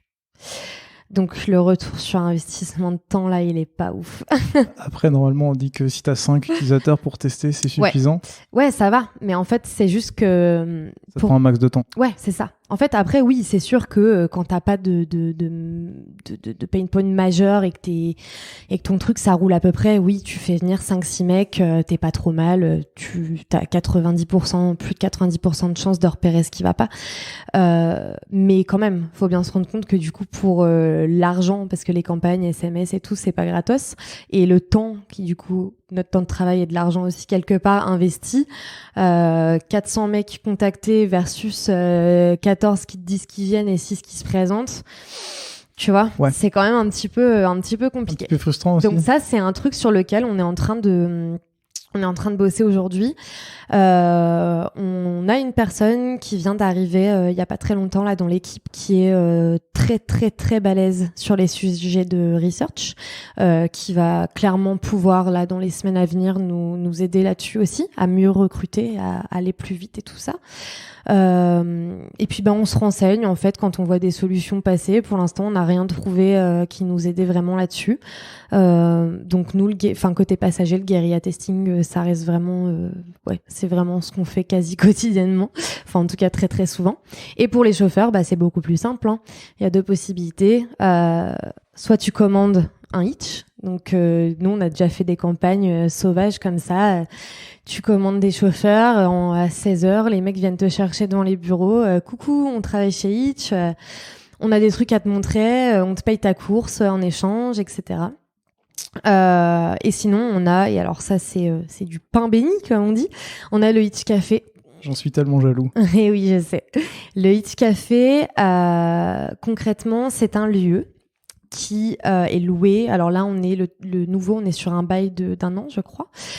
C'est un lieu qui est fait pour recevoir les chauffeurs, principalement pour du sign-up, de la réactivation quand il y a pu avoir des petits soucis, du support également. Des fois, t'as des mecs qui viennent, là, j'arrive plus à me connecter, je comprends pas, j'arrive pas à mettre mon app à jour, etc. Voilà, donc à la base le Hitch Café ça sert à ça et nous c'est devenu un peu notre terrain de jeu parce que c'est tellement facile en fait. Tu viens et puis on a mis en place un système avec un iPad qui sert à gérer la file d'attente. À la base ce truc c'est vraiment pour les gens du Care et du Hitch Café qui sont sur place pour être capable de trier les arrivées en fait. Un tel il a besoin de ci, il a besoin de ça et puis on les appelle au fur et à mesure. Et nous en fait on a été à la fin intégrer une question qui dit est-ce que t'es chaud pour tester un truc sur l'app et nous donner ton avis. Puis tu reçois un petit bot sur Slack qui te dit y a machin qui t'attend pour tester. Et vu que de toute façon, alors heureusement ou malheureusement, je sais pas, mais t'as quand même un petit peu d'attente. En général, les mecs attendent un petit 15 minutes minimum. Du coup, tu vas les voir et puis tu lui dis hey, salut machin, je m'appelle Noémie, je bosse sur l'app, est-ce que tu veux venir avec moi? Et puis là c'est parti, prototype, interview, ce que tu veux. Et tu rends jaloux les product designers comme moi. Ouais. Super. Quand tu m'as expliqué ça, je trouvais ça hyper intéressant. Et puis en y réfléchissant, il y a un truc qui m'a fait réfléchir, c'est qu'aujourd'hui vous êtes en Afrique. Mm-hmm. Comment tu fais pour tester avec les chauffeurs en Afrique et les passagers en Afrique, puisque j'imagine que les modes de consommation sont différents, les façons de prendre les véhicules sont différents. Comment tu peux faire pour tester ça? Parce que là, c'est tout de suite beaucoup plus compliqué. Ouais. Alors, pour l'instant, moi, je ne l'ai fait que à distance, mais à distance par le biais de collègues à moi. J'ai 2 exemples très concrets à te donner. Ça sera plus simple. Quand je travaillais sur la squad Money, Je pense que l'argent, c'est une des plus grosses différences qu'on a dans notre produit d'un point de vue culturel, avec les systèmes d'adresse aussi. Mais voilà, la valeur de l'argent, les moyens de paiement différents, etc. C'est vraiment un truc hyper important sur lequel se focus. Et donc, quand on a ouvert le Maroc, ouais, vas-y. Tu peux, juste pour préciser, c'est quoi ces différences d'argent et ces différences d'adresse? Alors, pour qu'on comprenne bien quelles sont les différences. Ouais, du coup, quand je dis culturellement la question de l'argent, c'est-à-dire que, tu vois, en France, les gens prennent principalement, je fais vraiment à la louche là du général, mais les gens prennent principalement des VTC pour des besoins loisirs, certains pour le business, mais ça reste des courses moyennes sur Paris de 15 € environ. Je crois que c'est ça le trajet average. Donc c'est pas rien, 15 € quand même. T'as des questions de boost, de surge, tu peux avoir des courses qui montent jusqu'à 30, 40 €, c'est quand même des belles sommes. Et puis à côté de ça, tu ouvres le Maroc. Et puis en fait, au Maroc, les gens prennent... alors nous, on bosse avec des taxis là-bas. Les gens prennent des taxis comme toi, tu prends le bus. C'est-à-dire que, en fait, ça coûte... Alors je vais mettre des guillemets, pas cher. Mais en fait, prendre une course de taxi, ça reviendrait à acheter un ticket de bus chez nous. Okay. Donc là, en fait, t'as tout de suite un usage de l'argent qui est complètement différent. T'as aussi la question de où est-ce que t'es capable de faire de la carte bleue versus du cash. Est-ce que, voilà, en France aujourd'hui, on peut faire les deux. Dans un pays comme le Maroc où très peu de gens ont une carte bancaire, est-ce que ça a un intérêt? Oui, non, des expats, des classes plus aisées. Enfin, tu vois, t'as toutes ces questions-là qui sont hyper intéressantes. Et pour le système d'adresse, là, c'est une problématique qui est plus propre du coup à l'Afrique, enfin pas Afrique-Maghreb, mais un petit peu plus bas du coup. Pour te donner un exemple, quand on bosse sur les maps, hein, donc vraiment au sens propre que tu as dans ton produit, toutes les routes, elles s'appellent Unnamed Road. Pratique, hein. Et donc, en fait, comment tu crées un système de marqueurs et de pins et d'affichage d'adresses dans un produit qui sert à se déplacer, qui est map-centrique, quand tu as des pays où en fait, le système d'adresse n'est pas le même que chez nous. Parce que, alors, je suis pas la mieux placée pour en parler, hein, je bosse pas beaucoup sur les questions d'expansion, mais les gens là-bas peuvent se repérer en disant, moi, j'habite près des headquarters de Nestlé, 3e rue, à côté de la Maison Verte. Qu'est-ce que tu fais de ça dans un produit, tu vois? C'est assez ouf en fait comme problématique. Et donc pour revenir à ta question de base, comment tu te débrouilles pour tester ça? Moi pour l'instant, je me suis pas, j'ai pas eu besoin de me déplacer sur le peu de projets que j'ai fait où j'avais de la question d'expansion. Donc je me suis appuyée sur mes collègues qui ont très gentiment accepté de m'aider. 2 cas très concrets. Au Maroc, on a lancé un programme de parrainage qui s'appelle Free Ride Morocco. Donc en fait, ici, offrir 10 € de code promo, c'est cool, ça fait plaisir. Mais est-ce que offrir un ticket de bus, l'équivalent d'un ticket de bus en termes de parrainage, ça fait plaisir? C'est pas terrible, tu vois. Enfin, en fait, en termes un peu de la manière dont tu marketes ton truc, c'est pas ouf. C'est comme si je te disais, ouais, t'as gagné 1,50 €. Enfin, tu vois, c'est pas terrible. Donc, du coup, on a dit, en fait, on va carrément offrir une course gratuite. Comme ça, c'est plus simple pour tout le monde. Voilà, eux, ça leur fait un aller ou un retour au taf ou je ne sais où, gratos, et puis tout le monde est content. Et ça, du coup, moi, c'est mon PM de l'époque, Dany, qui est parti au Maroc pour tester ces cas-là. Donc là, tu avais une problématique et driver et passager, parce que bref, je te passe les détails, mais il y a un moment où il faut avertir le driver qui devra pas récupérer l'argent du passager. Tu veux éviter les litiges, les bastons et tout ce qui est possible. Deuxième cas plus concret et beaucoup plus lourd aussi. Là, on a redesigné, du coup, pour la refonte, principalement, toute la booking request. Une booking request, c'est quoi? C'est en fait l'écran où on va proposer une mission à un driver. Donc voilà, tu as une course qui part de telle adresse vers telle adresse, qui vaut tant de insérer ici la devise. On display pas les mêmes, dans le back-end, on reçoit pas les mêmes infos selon les pays, donc selon les produits en fait. Donc il fallait absolument un modèle qui matche pour tout le monde, sans compter cette question des systèmes d'adresse, etc. Et en fait, du coup, moi j'ai fait un meeting avec tous les gens qui bossent sur l'expansion. Donc là, on a principalement fait Maroc, Algérie et Cameroun. Et donc, moi, j'ai fait un proto très simple à installer. Avec un protopaille, tu flashes un QR code, boum, c'est installé. Et puis, comme eux, là-bas, ils sont en plein développement, ils reçoivent énormément de chauffeurs pour du sign-up, des mecs qui ont eu des problèmes, des trucs. Ben, je leur ai dit, voilà, essayez de me trouver 5 mecs. On se laisse un bon timing d'une semaine et demie pour me tester ça. Et puis, je leur avais tout préparé. En fait, le scénario de test, les grilles, ils avaient plus qu'à remplir, mettre un petit peu de détails si vraiment il y avait quelqu'un qui comprenait pas ou qui s'en sortait pas. Et puis bah écoute, en fait, ça a l'air de pas trop mal marcher pour l'instant comme ça. C'est cool. Mais t'as toujours la même problématique qui est pour les passagers. Ouais. C'est plus compliqué. C'est plus compliqué. Alors, ça a été testé aussi. Tu vois, quand je te parlais de ce truc de Freeride Morocco, bah du coup, en fait, là, t'as pas trop le choix. T'essaies de faire du guérilla à fond. Souvent, ça marche assez bien. Pour l'instant, on n'a pas eu de gros projets là qui nécessitaient d'y aller. J'avoue, hein, la refonte là de la pré-order a pas été testée côté passager en Afrique, Cameroun, etc. Ni même d'ailleurs Algérie, Maroc. Après, on est quand même... Enfin, le flow reste le même, en fait, si tu veux. Il n'y a pas de grosse différence. Il n'y a pas de grosse différence. C'est beaucoup de questions de changement du UI, etc. Mais en soi, dans toute l'expérience du truc, ça reste à peu près la même chose. Et puis maintenant, on va pouvoir être beaucoup plus réactif dans les corrections qu'on va avoir besoin d'apporter. Avec le design system, s'il y a besoin, on se rend compte que j'en sais rien. Au Cameroun, il y a un truc qui marche vraiment pas côté passager. On désactive des blocs, on rajoute des composants et puis, tu vois, ça va nous permettre aussi d'aller beaucoup plus vite. Mais ouais, j'avoue, côté passager, là, pour le redesign, on s'est beaucoup focus France-Belgique. Ok. T'es aussi allé en Belgique, du coup, pour tester ? Non, mais j'ai demandé à des gens de tester aussi. C'est pratique d'avoir cette équipe comme ça. Après, la Belgique, c'est un peu moins différent. Ils utilisent plus de cache que chez nous, quand même. Mais après, tu vois, les problématiques sont, bon... Quasiment les mêmes. Ouais, sont quasiment les mêmes. Hein. Okay. T'es vraiment à peu de choses près. Bon, on va essayer de se reconcentrer sur ce que tu fais au day-to-day. Ouais. Là, on a vachement parlé du design system, de la refonte. J'imagine qu'à côté, tu travailles toujours sur ta squad. Oui. Est-ce que tu peux nous décrire déjà toutes les squads qu'il y a chez Hitch ? Parce que je sais qu'il y en a pas mal. Ok. Alors, les squads qu'il y a chez Hitch. D'abord, tu as Passenger Growth qui s'occupe de toute la partie passagers. C'est eux qui vont gérer, par exemple... tout ce qui va concerner le profil du passager, tout ce qui va concerner le parrainage, le reward. Ils vont, je crois, récupérer bientôt la pré-order, no spoil.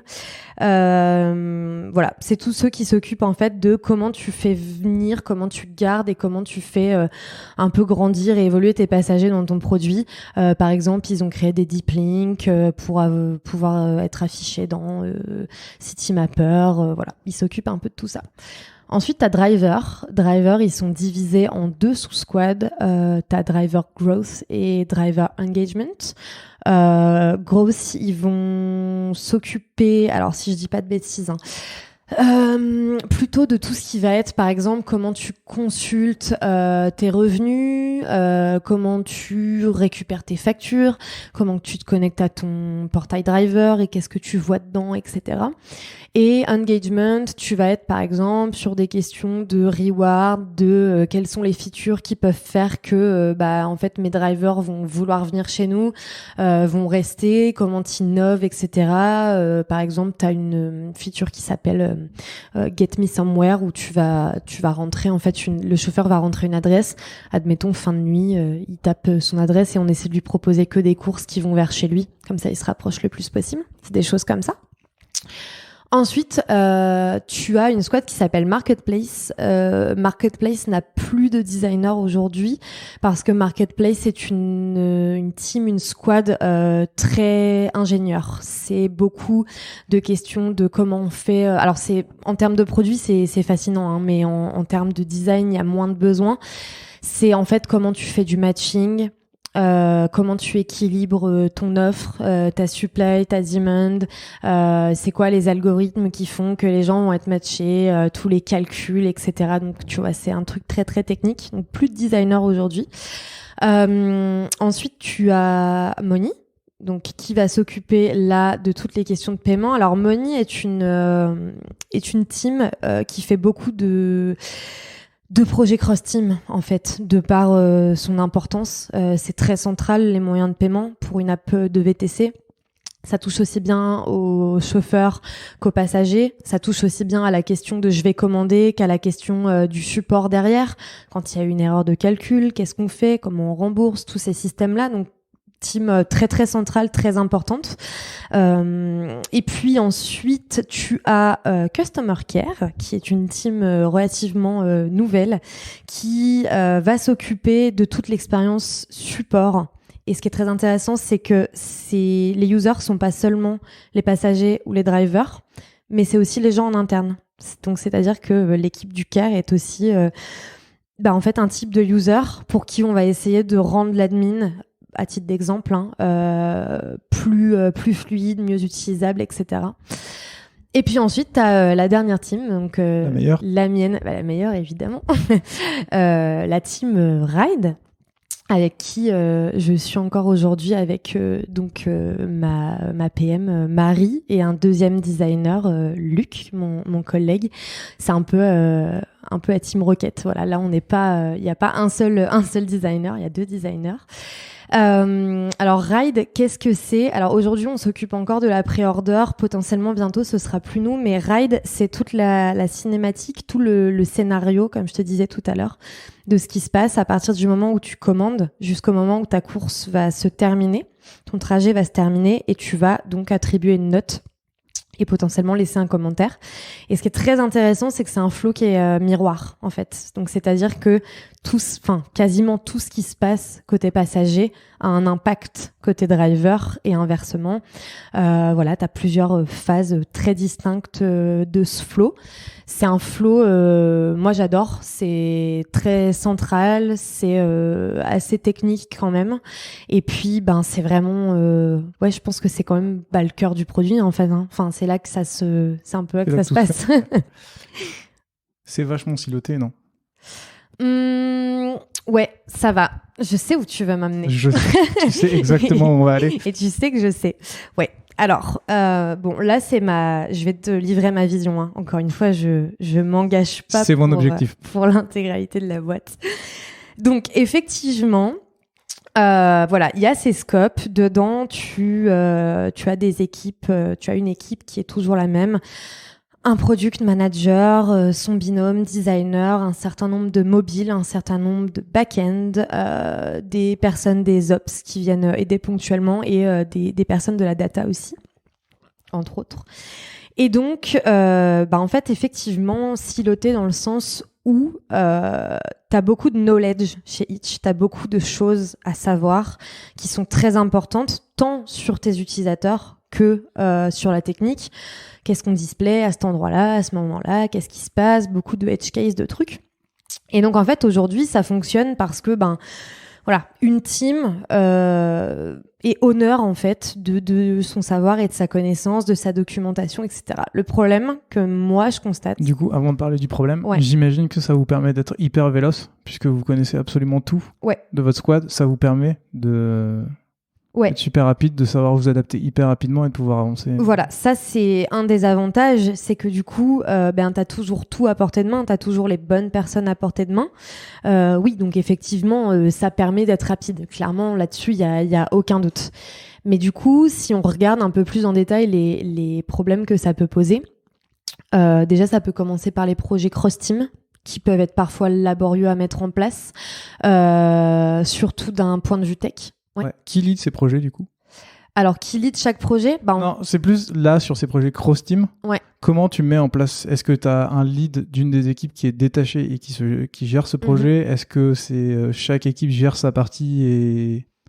Alors, il n'y a pas de... Enfin, moi en tout cas, sur tous les projets cross-team auxquels j'ai pu prendre part, il n'y a pas de réponse universelle. Souvent, les 2 PM des 2 squads sont impliqués quand c'est des projets assez conséquents. Tu peux avoir des projets plus petits. Si je te donne un exemple, si Passenger a besoin d'un peu de trucs chez Money, Si ça reste léger en termes, tu vois, par exemple, de bande passante ou quoi que ce soit pour eux, ben dans ce cas-là, t'as peut-être que le PM de passager qui validait le truc. Et puis du coup, enfin c'est un exemple, hein, et puis du coup le PM de Money qui va quand même checker tout ça, que tout se passe bien, mais qui du coup serait peut-être un peu plus en recul. Moi, j'ai vraiment vécu les deux, donc à ce jour, il n'y a pas vraiment de modèle universel comme ça qui fonctionne. Donc ouais, du coup pour en revenir, ben effectivement cette histoire de scope là, ça peut des fois poser des problèmes pour les projets cross team, surtout au niveau de la tech. Des fois tu vas avoir des équipes qui sont pas habituées à bosser ensemble, donc ça demande beaucoup de calls pour sync ensemble, comprendre qui récupère quoi comme info, display quoi, tout ça. Et puis surtout, en fait, moi là où je vois un peu les limites de ce truc, c'est que ce modèle, pour moi, il fonctionne quand t'es staffé correctement, que t'es staffé au max et que t'as tous les éléments correctement dans ta team. Mais en fait, dès que tu retires à l'équation un ou plusieurs éléments, là, ça devient compliqué. Moi, j'ai eu la chance de faire plusieurs teams chez Hitch depuis que je suis arrivée. J'ai été d'abord Ride Marketplace, puis après j'ai été Money, après j'ai été Passenger et je suis repartie chez Ride. Je sais plus du tout où je voulais en venir avec mon histoire. Le fait que tu aies pu voir plusieurs squads différentes et donc... Yes. Pour te donner un exemple, quand j'étais chez Passager, quand je suis rentrée chez Passager, il y avait un moment où on n'avait pas de back-end du tout. Du coup, c'est problématique. Oui, c'est très problématique. Du coup, en fait, on devait construire une roadmap en ne faisant des projets qui ne touchent qu'au mobile. Oui. Alors bon courage, clairement bon courage. Tu peux faire de l'amélioration d'existants, tu peux faire des trucs comme ça, voilà, des projets comme des deep links, des machins, des trucs. Mais c'est compliqué. C'est compliqué, donc du coup, t'es jamais optimal, tu peux jamais sortir les projets comme tu voudrais et tout. On a eu des PM qui sont partis, voilà, donc enfin départ des cycles naturels, hein, j'ai envie de dire, quand ta boîte a 5 ans. Et puis c'est pareil en fait. Qu'est-ce que tu fais d'une équipe où du coup un PM part et puis quand t'es un peu exigeant sur le recrutement, t'es encore en train de chercher le bon profil. Du coup, tu te retrouves avec un designer qui est designer et un peu PM, tu vois. Donc après, la situation est pas dramatique, hein. Enfin, clairement, on travaille très bien, on ship et c'est ce qui compte. Mais voilà, moi, je commence un peu à voir les limites de ce truc en me disant, du coup, t'as des cas comme ça où en fait, c'est compliqué parce que tes ressources, elles vont être utilisées que partiellement, tu vois. Et voilà, du coup, moi, c'est des trucs que je suis un peu en train de remettre en cause, moi, je me pose la question et j'en discute, tu vois, avec Julien, mon boss, avec des collègues et tout ça. Après, qu'est-ce qu'il faut faire derrière ? J'ai pas la bonne réponse. Moi, un des trucs qui m'embête principalement, pour y revenir, c'est cette histoire de knowledge, en fait. C'est que, moi, franchement, dans le meilleur des mondes, tu vois, ce que j'aimerais, c'est que Passenger et Driver, c'est deux univers quand même bien distincts. T'es pas sur la même population, t'es pas sur les mêmes méthodes, on l'a vu, de testing, d'interview. Voilà, il y a des codes qui sont différents, c'est un fait. Donc, être capable d'être un peu à droite à gauche sur passager driver, ça me semble pas être une bonne idée. Par contre, je suis intimement persuadée que les designers pourraient avoir une connaissance et je retrouve plus le mot, une expertise, merci, une expertise passager. Et être capable à partir de là de faire un peu de tout en fait, parce que comme je te disais aujourd'hui, quelqu'un a une question sur Ride, parce que des fois ça peut arriver que dans ton flow, dans ton proto, t'as besoin d'afficher des écrans, des trucs d'une autre équipe. En fait, on va venir voir Luc et moi. Donc, tu rajoutes une étape de faut que je contacte la personne, qu'elle me réponde la bonne réponse au bon moment, machin et tout. Tu vois, c'est pas hyper pratique. Puis même toi, en fait, pour penser ton expérience dans une globalité, c'est pas toujours évident quand t'as une partie seulement des infos puis que tu dois toujours aller grappiller à droite à gauche.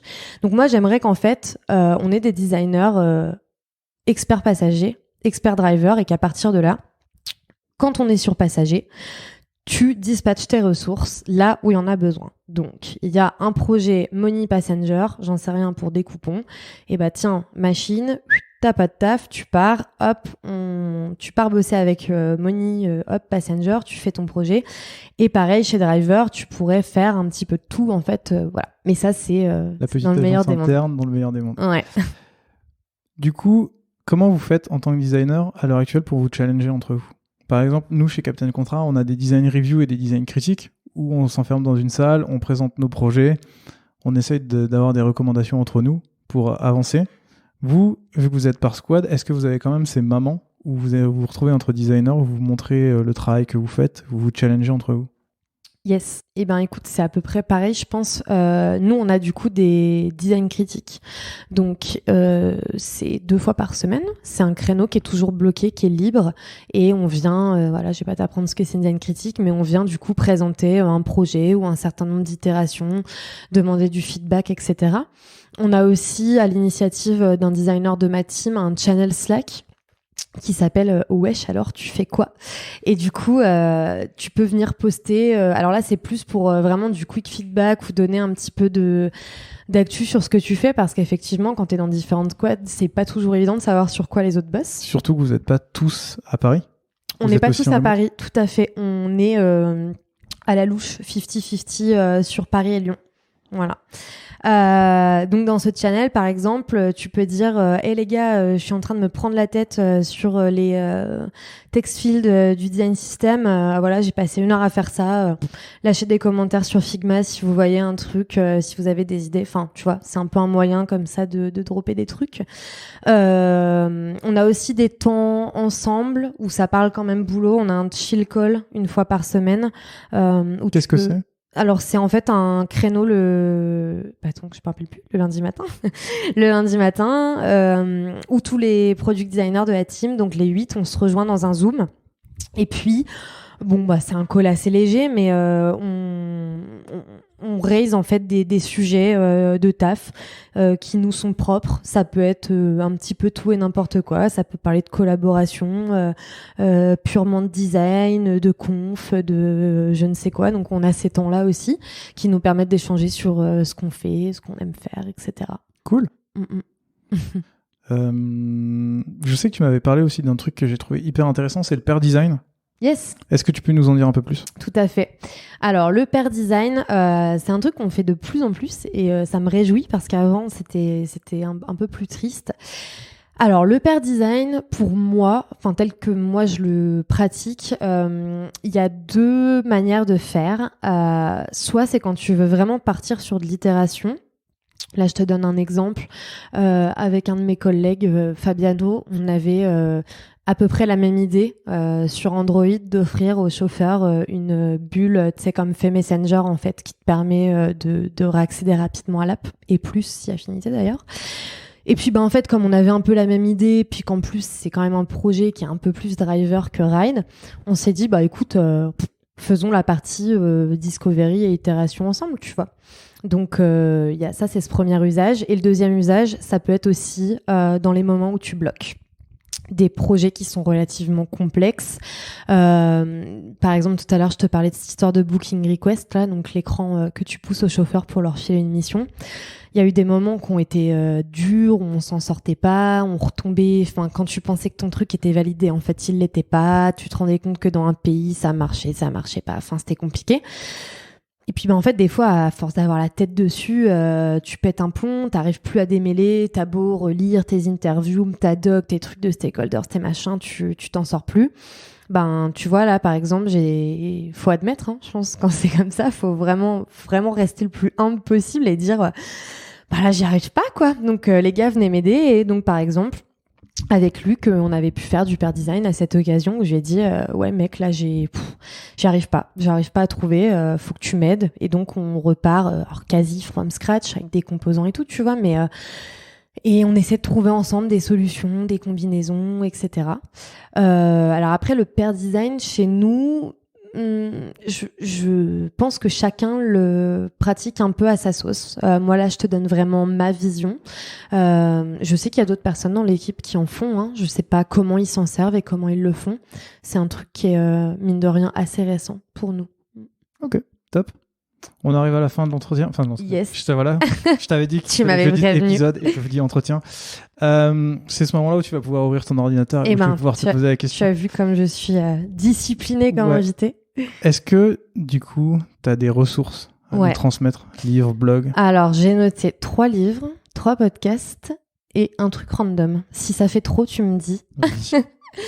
Alors, je vais essayer d'être rapide. Dans les livres, j'ai noté un bouquin assez récent que j'adore. C'est The Design of Everyday Things. Non, c'est pas celui-là qui est récent. Je me trompe. Celui-là n'est pas récent du tout. Celui-là n'est pas du tout récent. Il n'est pas du tout récent. J'ai sauté une ligne, c'est pas très grave. Donc, en premier, il y a The Design of Everyday Things de Don Norman. Alors, du coup, c'est un livre somme toute classique. Enfin, vraiment, t'attends pas, je pense, à des références, tu vois. Je pense qu'on a un peu tous les mêmes. Tout me va, mais ouais, celui-là, le grand classique. Ouais. Pourquoi je kiffe ce bouquin? Bah, tu vois, c'est marrant. C'est un peu ce que je te disais au début, un product designer, en fait, il peut aussi bien faire des interfaces de four que des chaises, que des apps de VTC, dans le fond. Et ben, du coup, ce bouquin, c'est un peu cette essence-là. Et moi, à un moment où j'étais très junior, il m'a vraiment apporté des bases théoriques hyper solides. Et le fait, justement, de te sortir de ce milieu très tech, très numérique, app, machin, pour moi, c'est un bouquin d'apprentissage formidable et je le relis de temps en temps pour pas oublier, tu vois. Donc, il y a celui-là, celui dont je voulais parler à la base, qui est pour le coup récent. C'est un bouquin, alors c'est un cahier d'exercices, très précisément, qui s'appelle Solving Product Design Exercises. Est-ce que tu connais? Absolument pas. D'un mec, alors j'espère que j'écorche pas son nom, purée, qui s'appelle Artyom Dashinki. C'est un livre qui coûte une 30aine d'euros. Il est disponible à peu près partout. Alors j'adore ce truc. Qu'est-ce que c'est? En fait, c'est des cas de product design divers et variés. C'est incroyable. Tu peux avoir des exercices pour Airbnb, pour les distributeurs de tickets de métro à New York. Enfin, tout un tas de trucs variés. Et alors moi, ce truc, c'est une fenêtre quand t'étouffes. C'est-à-dire que être product designer, c'est cool. Enfin, vraiment, moi, c'est dream job. Mais des fois, d'être tout le temps sur le même produit, les mêmes projets, les mêmes problématiques, quand t'as pas forcément de side project parce que pas forcément le temps ou les idées, bah en fait, t'ouvres ce truc et ça te permet un peu d'exercer ton métier, d'entraîner ton cerveau sur des trucs auxquels t'aurais pas du tout pensé. Pour les gens aussi qui, tu vois, éventuellement passent des entretiens d'embauche, etc., et potentiellement des design tests, je pense que c'est un excellent outil. Je l'ai acheté complètement par hasard, ce truc, et alors j'adore. Et le mec, si vous voulez le suivre, donc Artyom Dashinki, il est sur Twitter. Il est designer et auteur, et moi je suis rentrée dans un programme en fait qu'il organise où justement il proposait des reviews avec des designers du monde entier. Alors mec, c'est incroyable ce truc. Alors là, ça fait longtemps malheureusement que j'en ai pas fait parce que pas le temps, mais en gros toutes les semaines il me disait ok, est-ce que tu veux que je te mette en relation avec un tel ou une telle, elle est japonaise, canadienne, américaine, sud-africaine, ce que tu veux. Ok, tu fixes un créneau, genre on se voit vendredi à 19h et chacune a 20 minutes pour pitcher un cas. Donc en fait, tu t'imposes une problématique de design, tu peux la prendre dans le bouquin ou pas. Et tu fais une design critique avec quelqu'un que tu ne connais absolument pas. Mais alors, c'est génial. C'est trop bien. Ah non, mais c'est... Et du coup, t'en as déjà fait? J'en ai déjà fait, ouais. J'en ai fait 2 ou 3. Et après, je lui ai réécrit. Je lui ai dit, je suis désolée, je manque de temps. Et voilà. Je crois qu'il a un projet derrière ça. Je sais pas ce qu'il veut faire exactement, mais il m'avait proposé de participer à ce programme. Et j'ai trouvé ça ouf. Quand j'ai découvert ça, j'ai dit à Julien, putain, mais mec, ce serait tellement bien. Enfin, viens, on fait ça avec des gens d'autres boîtes et tout, je sais pas, tu vois, on essaie de... Ça pourrait être vraiment trop bien. Mais voilà, donc ce bouquin, très très bien. En tout cas, les gens ne voient pas ta tête, mais moi je la vois et t'as l'air complètement emballé quand tu racontes ça. Ouais, de ouf. Donc si vous cherchez un cadeau de Noël, achetez ce livre, il est vraiment très bien. Ça risque de devenir mon livre de vacances. Il est trop cool. Mais c'est un peu ça, tu vois, c'est un peu le petit cahier de vacances du pour les product designers. Et je pense que d'ailleurs, il conviendrait très bien à DPM aussi, hein. Vu les problématiques qui sont dedans, tu vois. Je pense pas que ce soit que pur design. Hein. Tu comptes l'offrir à ta PM? Purée, si elle écoute l'épisode, du coup, qu'est-ce que je vais faire? Mais oui, ça pourrait être une idée de cadeau. Ça pourrait être pas mal. Vous faites des Secrets Santa chez Hitch? On fait des Secrets Santa chez Hitch, ouais. Mais t'as plus qu'à tirer le bon nom? Bah ouais, j'ai plus qu'à... Bon, je vais m'arranger. Et alors, le troisième bouquin, c'est L'art de la guerre de Sun Tzu. Alors, pourquoi je l'ai mis là-dedans ? Ce livre, je l'ai acheté un peu par hasard aussi, parce que c'est un nom très connu, mais en fait, souvent, en tout cas, moi, je ne savais pas du tout ce que c'était. J'en avais entendu parler dans plusieurs contextes divers. Je pensais que c'était un truc un peu qui était censé aider pour le développement personnel. Enfin, je savais pas trop ce que j'allais lire. J'ai commencé à le lire et puis bizarrement, j'ai immédiatement fait un parallèle déjà avec la vie dans une entreprise, dans une équipe et la vie dans un marché en tant que produit et en tant qu'équipe qui pousse ce produit. Alors, je dis pas que c'est un bouquin qu'il faut appliquer ça en tant que management ou que le product c'est la guerre. Hein, je dis pas ça du tout. Mais il y a vraiment dedans des espèces de phrases, de mantras comme ça où tu te dis mais putain clairement en fait. Enfin, si je veux rallier des gens derrière moi, derrière un design system, derrière un projet, derrière un truc, enfin c'est bon à prendre. J'ai un peu honte parce que je l'ai jamais lu. Et c'est pas trop tard. Faut que je le rajoute. Je l'ai acheté il y a 6 mois, donc c'est pas trop tard. Toi, je sens que tu vas te faire une commande Fnac ce soir. Ouais, ça va être, je vais me faire happer par le Black Friday comme ça d'un coup et hop. Donc ça, sur les podcasts, je vais être plus rapide. Il y en a 3 en product/design que j'aime bien. Il y a le Method Podcast de Google, si tu connais, je pense. Je connais. Ouais. Voilà. Il y a Product Hunt Radio, évidemment. Classique. Et il y a bien évidemment le Design Better podcast de InVision. Aussi. Classique aussi. Je t'avais dit que mes rêves... Et je pense que t'en as oublié un qui est Design System. Aussi, bien évidemment. Mais là, ça aurait été trop méta, là. Ouais, c'est un peu trop. Donc, il y a ces 3 trucs-là. Et après, je t'avais dit que j'avais un random. Alors, ça, c'est le petit moment fanzouz. Moi, je suis une grande fan de Pablo Stanley. Tu connais, j'imagine. J'ai déjà entendu ça. Qui est lead designer chez InVision. Et qui fait plein de petits dessins sur Medium. Exactement. Alors du coup, voilà. En fait, si quelqu'un, je sais pas, quelqu'un qui est junior ou tu vois, quelqu'un qui se poserait la question de devenir designer ou quoi que ce soit, devait s'intéresser et suivre une personne, moi je conseillerais Pablo Stanley. Ce mec déjà a un nombre de projets en plus de son taf chez InVision qui est incroyable. Il a donc The Design Team, qui est justement les petits comic strips là qui parlent en fait d'une équipe de design. C'est assez fun et réaliste. Il a, j'espère que j'écorche pas le nom, mais c'est Cha Cha Cha, je crois. C'est un podcast de design en espagnol. Donc le mec est hyper investi dans la communauté latino aux États-Unis, le fait d'être mis en valeur et tout ça. Il a bien sûr la chaîne YouTube Sketch Together. Moi, ça m'a appris tellement de choses. Enfin, ce mec est ouf. Et il donne aussi à l'occasion des talks qui sont très très drôles. Et du coup, pour l'anecdote, quand on a fait l'année dernière nos perf review, Julien, donc mon manager et head of product chez Itch Product Design, nous avait demandé de noter 3 noms de personnes qui nous inspirent. Pas nécessairement en product design, tu vois. Donc moi, j'avais mis des noms différents et j'avais mis Pablo Stanley et du coup, Julien m'a dit mais du coup, pourquoi Pablo Stanley ? Enfin, c'est un peu facile, tu vois, juste parce qu'il est designer. Non, parce qu'en fait, pour moi, ce mec, c'est l'essence de ce qu'on devrait tous essayer de faire dans nos boîtes et dans notre taf. Je pense que c'est un mec qui a une volonté de partage qui est incroyable. Enfin, tu sens qu'il apporte de l'aide aux gens, il documente, il fait des vidéos, etc. Et en plus il a énormément d'humour et du coup il arrive vraiment à te vulgariser des sujets qui sont trop souvent pris trop au sérieux avec du vocabulaire compliqué, des machins. Lui pour moi c'est tout l'inverse de ça. Et voilà, si un jour dans ma vie je devais être quelqu'un en product design, je serais Pablo Stanley. J'espère qu'il écoute ce podcast et qu'il entend ton message. J'espère. Écoute, mon rêve c'est un jour d'aller boire un café avec, donc tu vois. Bon courage. Mais ouais. En tout cas, toutes les sources que tu viens de donner, elles seront dans la description du podcast. Comme ça, si vous cherchez, vous pourrez tout retrouver.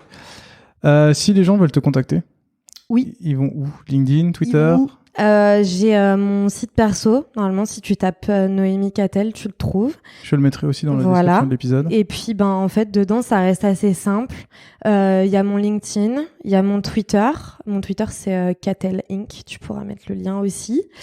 J'ai un Dribbble, mais alors vraiment, je vous conseille de pas y aller parce que il a pas été mis à jour depuis un bail. En vrai, ça peut être intéressant, tu vois, pour ceux qui veulent voir de comment tu pars loin. J'y suis allé pendant ma petite recherche et effectivement, tu l'as pas mis à jour depuis quelques temps. Ouais. Mais du coup, c'est hyper intéressant pour voir justement le fait, j'allais dire ce syndrome de l'imposteur, pas du tout. C'est cette progression que tu fais en fait entre quand tu débutes et ce qui arrive ensuite, et c'est hyper intéressant pour les juniors pour voir la marge de progression que tu peux avoir et que tout le monde a démarré en fait. De zéro. Mais pour que ce soit représentatif, c'est vrai qu'il faudrait qu'à un moment j'aille mettre des trucs plus récents.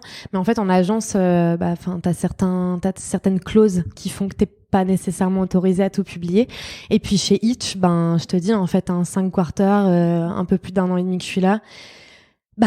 Tu vois, je pouvais pas leaker le redesign en fait. Donc tu vas bientôt pouvoir mettre plein d'écrans dessus. Je vais me faire plaisir. Tu m'étonnes. Mais voilà. Top. Et écoute, merci beaucoup. Un grand merci de m'avoir invité. Merci beaucoup à Julien aussi de nous avoir mis en relation. Ouais, merci beaucoup Julien. Et puis à très bientôt. À bientôt. Ciao. Salut. Vous êtes encore là ? Merci beaucoup d'avoir écouté cet épisode de Design System jusqu'au bout. S'il vous a plu, n'hésitez surtout pas à mettre une note de 5 étoiles sur Apple Podcast. C'est ce qui m'aide le plus à faire découvrir ce podcast. À bientôt dans Design System.